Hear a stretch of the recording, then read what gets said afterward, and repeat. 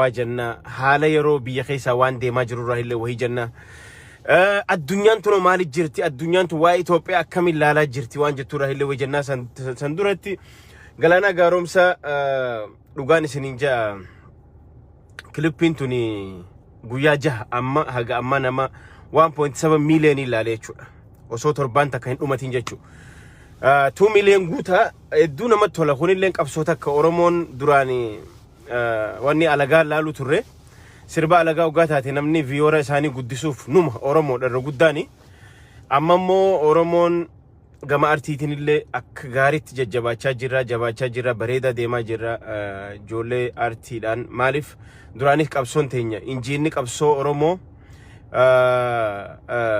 artistoonni keenya injiina qabsoo Oromooti yeroo hunda benziila nu ta'an qabsoo teenyaaf waan xiqqaan seena qoonni isaan bahan qooda xiqqaa miti khabira qabsoon teenya amma namoonni tokko waan hamtuurra waan jirrufaa isinif fakkaatu malamale animmoo ifaan na mul'ata maaliif jennaani waggaa lamaan kun xiqqoo burjaajii keessa turte Oromooni burjaajii hamaa keessa turte warri garaa hirees ni jira warri qalbii hiree ni jira warri ganamaan harfaa bu'e ni jira warri ganamaan noo je'es ni jira jechuudha amma namni irra guddaan harfaa bu'ee jira argee jira amma namni maaliif jennaan wanti amma nurra taa'aa jirtun addaggeedha diina keenya wanni nurratti as deemaa jiru kun waan nu baasaatii miti jee amma Oromoon hundi garaa muratee ka'ee jira Oromoon ta duriin gargar jechuudha amma qabsoo teenya gaa ni xinxillaa jechuudha amma qabsoon teenya maalirra akka jirtu qabsoo teenya xinxillaa jechuudha akka haajii xinxalatti dhiifama naa godha anilleen Washington DC kaleen dheene waanuma jabaatteen na hambise malee nafu dirqiin na hambise dirqaman na hambise waan irra hafuun taane haga seonji akkana amantan abdiin firraa qaba khanaafu waan jabaatu na hambise saniif nafe anyway akkamitti ilaaltaa hiriira Washington DC hiriira UK hedduun irraa gammachuu qaba waan na gammachise hedduu jira dur hiriira kana yeroo baanu nuti yeroo baanu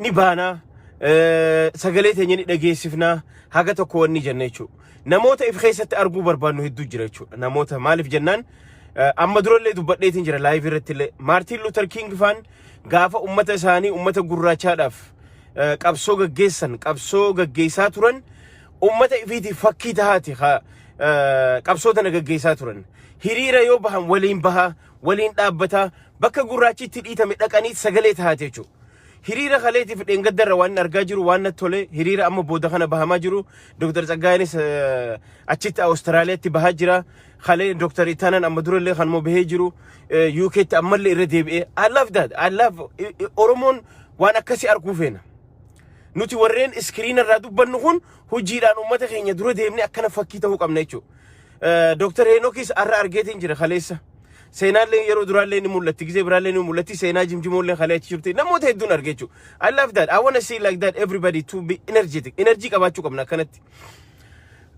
khoni waan guddaadha hayyoonni keenya akkuma sagalee saba keessaniif baatanii qabsoon Oromootun osoo silaa abbaan fedhe keessaa galee akka isin hin dhaabbanne akka isin fuuldura deemaa jirtu akka deemuufillee teessu nu garsiisaa jirti jechuudha takkasani kanaaf fayyaa argadha warreen hiriira baatan hundi keessanuu wal caalchisuuf osoo hin taane hedduu galatooma warreen sagalee taatan saba keessaniif baasii baaftanii dheeyxanii mootummaa Ameerikaa biratti sirni kun sirna akkanaati jechuun keessan waan guddaa hedduu galatooma hundi keessanuu san gubbaan warreen yeroo bira miidiyaa irratti xinxala kannaa turtan hundi immoo amma immoo qaamaan achirratti argamuu keessan isinilleen hedduu galatooma isin jechuu barbaanna jechuudha hedduu galatooma tabira maal jechuu barbaanna mootummoonni addunyaa ammaan tana G7tu walgahii qaba G7 jechuun warra addunyaa tanarra warra akka Jarman Ameerikaa UK warra addunyaa tana gurguddaa warreen addunyaan tun harka isaanii jirtu jechuudha isaan kun amma walgahii qaban walgahii tana keessatti ajandaan guddaan tokko qaban ajandaa Itoophiyaati Itoophiyaa irra marmaranii jiran irra deemanii jiran akka gaaritti marsanii ni jiran biyyoota ollaatiin marsanii ni jiran keessa alaan marsanii ni jiran ummanni Abiyootii fi Isaayyaas lafaan dha'uu barbaadan kanaaf Oromoon immoo asirratti wanni gochaa jirtan wanni gochaa jirru biyya alarraa illee keessaa illee wanni godhamaa jiru bareedaadha haga amma immoo kana daran cimnee deemuu qabna. Artistoonni keenyas amma injiinni qabsoo qabatee jira, ibiddi qabatee jira. Karaa waraanaatiinis karaa hundaan jabaatee jirti. Waboon dheengadda lakkoofsa xiqqaa qabdu arraan tana lakkoofsisii dachaan dabalee jira. Waboon dheengadda lakkoofsa xiqqaadhaan deemaa turte arraan tana eenyu keessa guute arraan tana injiinaroota keessa jira, waboo keessa doktoroota keessa jira. Ijoollee yuunivarsiitii irraa baate irra guddaan isii jireenya dadhabaniiti yuunivarsiitii fixanii bar isaan illeen akka tana kaafi taayyeeffatti bar garaa ifiitiif ergamuu numa danda'anii bar. Isaan garuu kanan fedhan bilisummaa saba ifii waan fedhaniif jechuudha.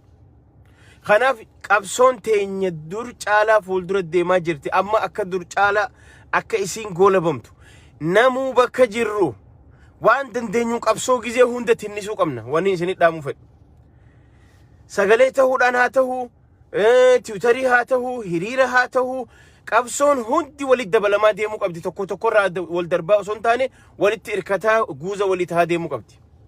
Waraana keenyallee afaan qofaan osoo hin taane biyya keessatti waraana guddaan jiru kana ummanni Oromoo keessaa alaa wajji dhaabbachuu, bira dhaabbachuu, humna isaanii itti garsiisu, akka humna qaban itti garsiisu.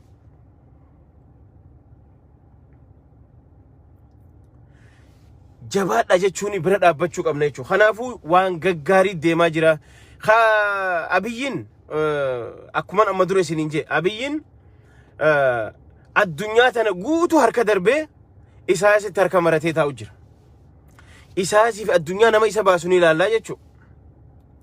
Arraan tana gorsitoonni isaa kun hundi warri amma fakkeenyaaf warreen sila Gimboo Sabaatti hojii dhaabbatu gaafa wayyaanee san warri Gimboo Sabaatti gargaaru warri biyya alaa warri dippiloomaasiin dillu kun arra itti garagalan. Maaliif jarri kun suutaan si jeesaa deema jechuudha. Akkanuma lafaa kaanii sin ajjeesan. Bakka itti godhatan nama itti godhachuu fedhan. Biyya tana yoo akkanuma kaanii lafaa diigan galaana ummanni sun nama miileen 115 Keeniyaan fuudhuu hin dandeessu, Sudaan baachuu hin dandeessu. Eertiraan ifiifuu tabeelta ajjeeste. Jabuutiin hin dandeessu nama. Somaaliyaan ifiifuu ta mootummaan isii daadarkaaye.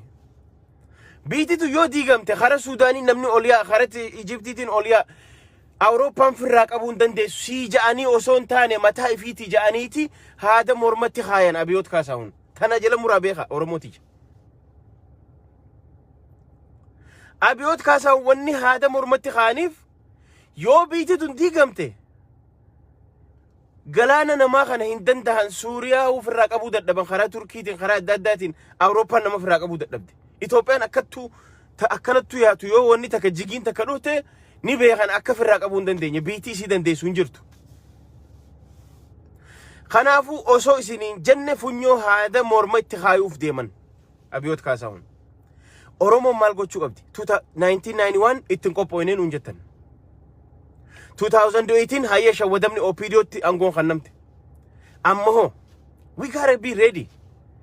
Humna teenya jabeeffachuu qabna. Faranjiilleen nama humna qabu bira dhaabbatti. Rabbii fi faranjiilleen kanuma humna qabu wajji jiraatti. Kanuma humna qabu feeti. Kanaaf nuti amma carraan nuti qabnu Rabbiin waboo alatti hambise.